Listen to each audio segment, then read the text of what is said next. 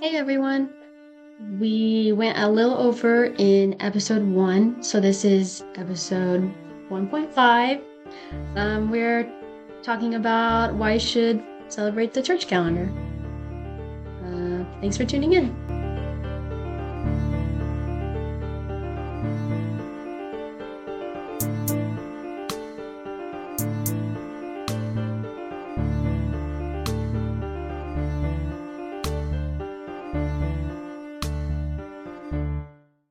You said earlier that you have several different reasons why, like, as a defense for someone saying, what's Right. the point of church seasons? Yeah, M.T. Wright's quote is nice, but what's the point? Why would I Yeah, do it?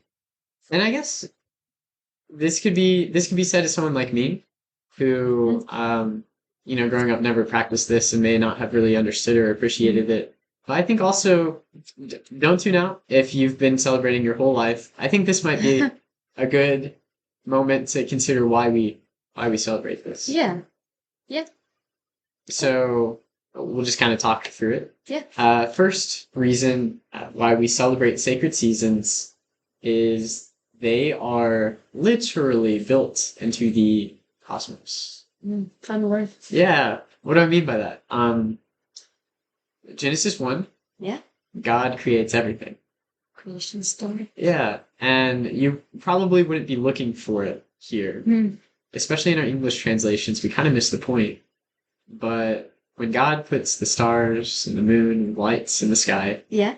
we are told that that is for the purpose of keeping time. Yeah. The sun rises, the sun sets, and we know time. Hey, now it's Tuesday. Yeah. Right? Well, the word time there actually isn't talking about ordinary time, if you will. It's talking about sacred time. It's actually the Hebrew word for like sacred festivals and seasons Yeah. and holidays. And so, yes, keeping track of time, but for the purpose of being able to observe and celebrate holy seasons and Yeah. days, Isn't that interesting? which is, I mean, like right at the beginning, hardwired into the universe. Seasons. Makes sense. Yeah, God has made a universe that is designed to celebrate these special occasions. And not necessarily the exact way that we have laid out, but Right. but also God allowed us to be creative ourselves. So it's like Yeah. Him opening the gate for us to Yeah. make our own seasons that would glorify Him. Yeah. And we'll talk about that more later. Yeah. But yes, yeah. Early on, of course, ancient Jews practiced different seasons. There were 7 major ones, and is not what we're talking about today. Yeah. But it is worth mentioning that they did change. And as Christians, we don't celebrate the same ones. Yeah. But it's built into the universe. Yeah. And I think that kind of leads really naturally to the next point. Yeah. Which is, as people, we are seasoned. I don't mean with salt. I mean, like, we are also created. We're supposed to be salt. We are supposed to be salty. Salt of the earth. But in this case, by season, I mean we literally exist in seasons. We can't escape it. Yeah. I mean, go to Hobby Lobby. That's what I was thinking. Go to Hobby Lobby this time of year, or go to Walmart, or go, just go anywhere. Yeah. Christmas. Drive down a nice suburb. Yeah, yeah. All the signs. You'll see the Christmas lights. Yeah. You'll see the seasonal flags. Fake snowmen. Fake snowmen. Yeah. Blow up things. Yeah. You'll see trees. And lots of lights. Lots of light. Yeah. People, Christian and non-Christian alike, celebrate seasons. It's not only Christmas season. People do this with Easter. Christian and non-Christian alike. Yeah. Not only that, I mean, you literally any point of the year, if you go into Hobby Lobby, you can figure out what season's happening, and there's a whole culture, a whole market around celebrating and observing seasons, not just days. Yeah. You seasonally decorate your house. Yeah. And you and I aren't huge seasonal decorators. No. But some people love it. Yeah. And I think as a culture, we really do observe seasons. Yeah, it helps people prepare for Christmas when they walk in a Hobby Lobby and see all of the Yeah, Christmas stuff. They're like, oh, it's Christmas time. there's some Right. there's something about having that space and that time to prepare. Mm. And we'll talk about this a little more Yeah. later, but um, we can't escape it. Yeah. Everyone around the world throughout time and space does this. We Yeah. celebrate seasons. Humans exist in seasons. Yeah. Yeah. Yeah, it's hardwired into the cosmos. It's hardwired into us. Hmm. So next, because of this nature, we make the most out of the day when we celebrate the season. Mm. Pick your favorite holiday. There's a good chance that that holiday doesn't exist as an isolated event. Mm. Christmas is the easiest one, Yeah. but you and I, we've talked a lot about, seasonal celebrations about Christmas specifically, but let's just pretend you're average Joe getting ready for Christmas. Yeah. Day after either October 31st or Thanksgiving. Yeah. We're setting up the Christmas tree. Yeah. We're gonna start making cookies. Yeah. We're gonna Standard preparations. all of it. Listen to Christmas music. We immerse ourselves into the celebration, the feeling of Christmas. And this is something that we accumulate over time. Yeah. Like we keep adding new things, and it helps us get our minds and our hearts in a certain space so that by the time we appreciate we it. get to the day, we can appreciate it. Yes, like if you put that average Joe in a white padded room for the whole year and then took him out and it's like, okay, it's Christmas Day, and be like, what? Yeah. Since when? Yeah, and it would feel like you had been robbed of something. Yeah. Because it's not just the day, like it's a whole season. And if you don't have the season, there's something that feels like it's missing. Yeah. And I would take it further than that. I don't think it's just fun or nice to have the season. I actually think it's imperative to have the season to truly appreciate the day. I like your example. If you just took someone, out of their context and you put them in a blank room. Yeah. And then you said, okay, it's Christmas, let's celebrate. And you threw them into a room that had, the Christmas tree. Yeah, all the stuff already done. Everything. They would probably be like, this is a huge bummer. I didn't get to really celebrate Christmas. Didn't get to prepare for it. Because it's more than just the day. Yeah. And so I think we do this naturally. I think if we're honest about it, this is why we celebrate seasons. This is why Hobby Lobby has a customer base in the first place. Yeah. Because we love to do this.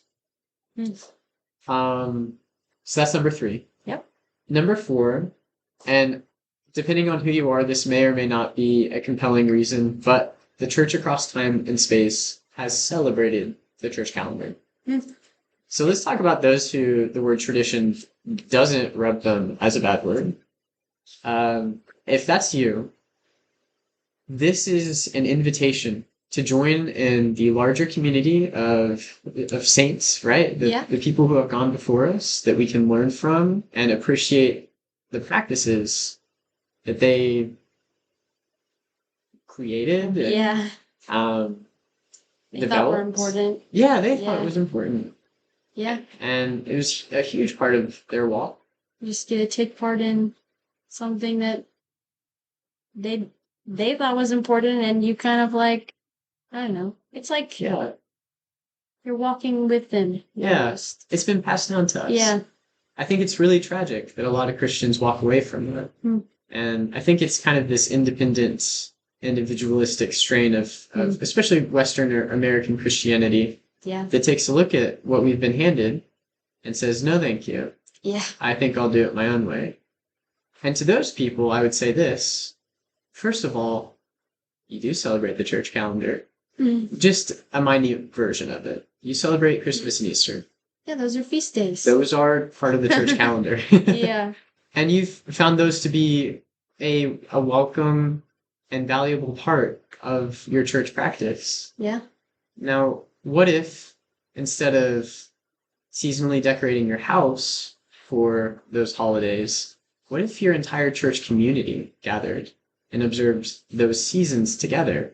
Think about how important and valuable and special that could be.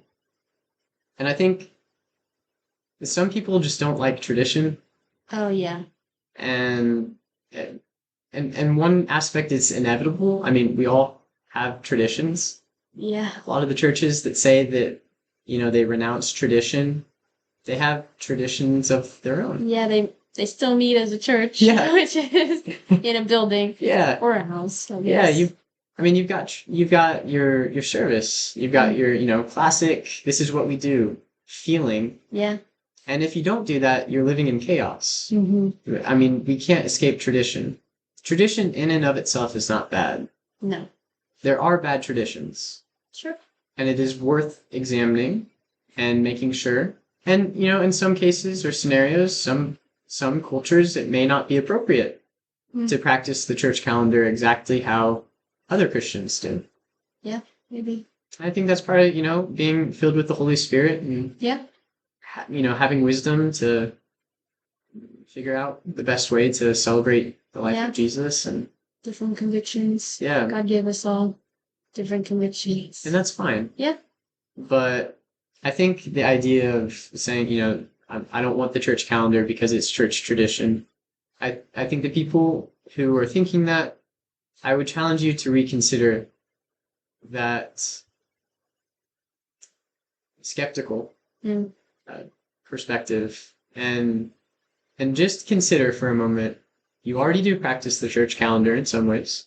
Yeah. You practice a lot of traditions already, many of which aren't explicitly in the Bible. And this is something that, so many Christians throughout time and space have found valuable, and we might be able to learn from them. Yeah. So that's the fourth. That's the fourth one. Universal Church. Yeah. Throughout history has been celebrating seasons. Yes. Sacred seasons. So that is why we should. Okay. Yes. I really do think that's a compelling point. Some people may not hear it, but I think if we stop to consider it, it's really... Yeah. I think it's a good point. Especially when you think about all of the, the saints, all the really incredible Christian models that we have. Yeah. Yeah.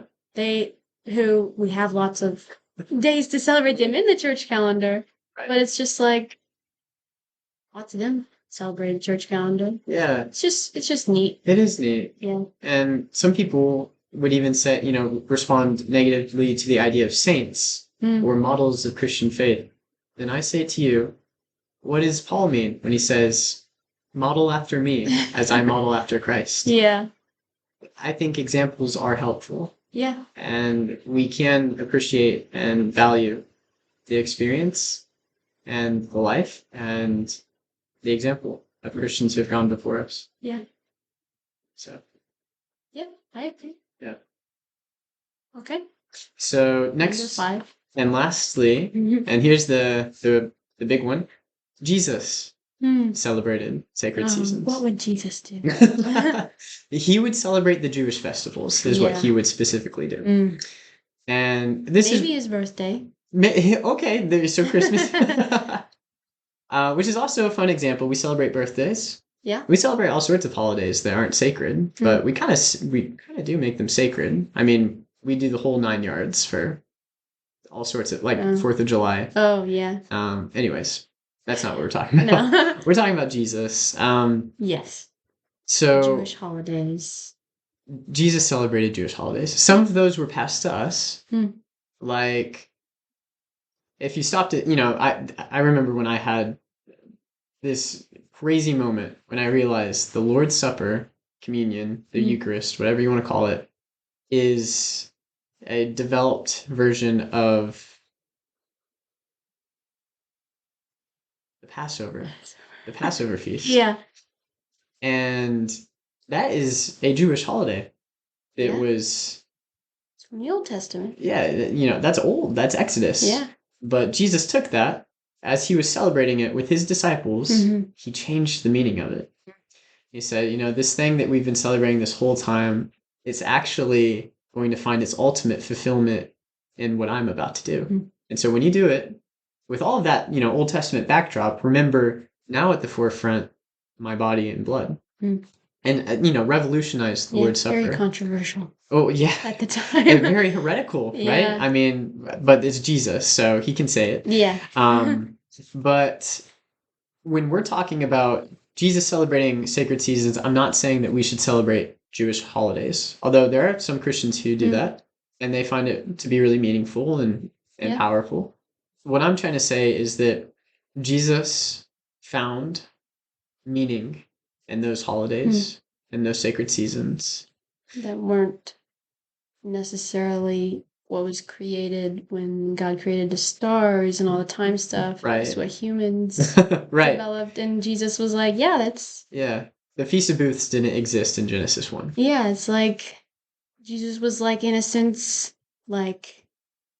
Validating. Yeah. He was validating the human creativity. And Yeah. Like the ordained festivals that God had given people that developed because of the fall, as God tried to bring people back to him.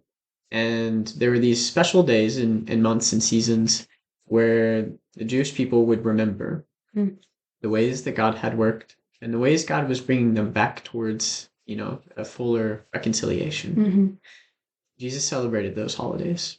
He was a good Jew. Yes.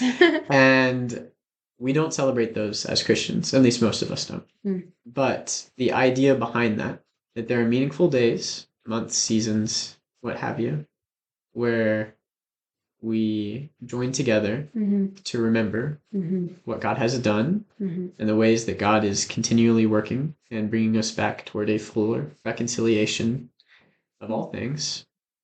That's there. That's valuable. Jesus did that. He did that. In this case, don't just model after Paul, model after Jesus. Yeah. So I think that's a pretty all-encompassing perspective. Yeah. It's hardwired into everything. We do this already. Yeah. If you are the kind of person who doesn't appreciate the church calendar or who's maybe been doing it for a long time and just doesn't really, know the why behind it, this is not a conclusive list. No. But this is a good starting point to see some of the meaning or reasoning. Yeah. Why the church does this. Yeah. So, just to recap. Yeah. The first reason why you should celebrate sacred seasons is they're built into the cosmos. Yep. God created the world. Yeah, Genesis 1. Genesis 1. The second reason is people exist in seasons. Yeah. Well-seasoned people. Well-seasoned people. Very salty. Yes, salty. And the third is because we exist in seasons, we are only able to fully appreciate the day when we have the season. Right. The fourth is church across space, the universal or the Catholic Church. And throughout all of history has been, not all of history, but most of church almost history. The entirety of the church history. Has been celebrating seasons. And Jesus. And Jesus. Okay, Luke, why don't you wrap us up by telling us our hopes and dreams for the series? Oh boy. Well, we're not trying to revolutionize Advent. What we would like to do is if you're able, over the next 4 weeks, whenever we post these, we'll be posting them on Sunday. Yeah. Get your family together. We would love for this to be a communal experience. Yeah. And we're hoping that these aren't going to be longer than 15 minutes. Yeah. First one was kind of long. Yeah, this has been long. Yeah. These are going to be really devotionally focused. Each one will end with an Old Testament and a gospel reading. We're not expounding, we're not preaching or teaching. No. This is just so we can meditate and hear God's word. Yeah. And so during that time, and we'll tell you when to do this, we think it would be so cool if you grabbed a candle and turned off all the lights. Yeah. Lit your candle. If you don't have a candle, turn on a single lamp or a flashlight. Yeah, flashlight, your phone light. Because Advent's historically celebrated with candlelight. Yeah, with candles. Yeah, because we're we are anticipating the coming light of Mm. Christ into the world. Yeah. And so we think that could be just really neat as a visual marker Yeah. of what we're doing. You really immerse yourself in the Yeah. Advent sacred season experience. Yes. If you got the study guide, Yeah. feel free to bring that as well. Have that available when we do this. If not, don't worry about it. It's just an easier way to follow Yeah. along. You can It's take your own notes or just listen. yeah. Whatever is easiest for Yeah. you. Maybe not easiest. Maybe whatever helps you best Mm. to engage. Yeah, that's better. Easy is not always better. No. But anyways, So that's just a little bit about what we'd really challenge or like for you to do as you participate with us. Yeah. Last thing, we just want to give credit where credit is due. Hmm. A lot of this series is going to be based off of things shared in the book Sacred Seasons, a family guide to center your year around Jesus by Danielle Kitchen. She good book. has amazing things to say about the church calendar. I can't say enough good things. Yeah. But a lot of what we'll be talking about is based off of things that she says. Danielle. So if you're looking at a really great resource for how to approach the church calendar for a family. Yeah. Not just for Advent, the whole thing. The whole thing. Yeah. It's a really great book. But very cool. Anyways. Okay.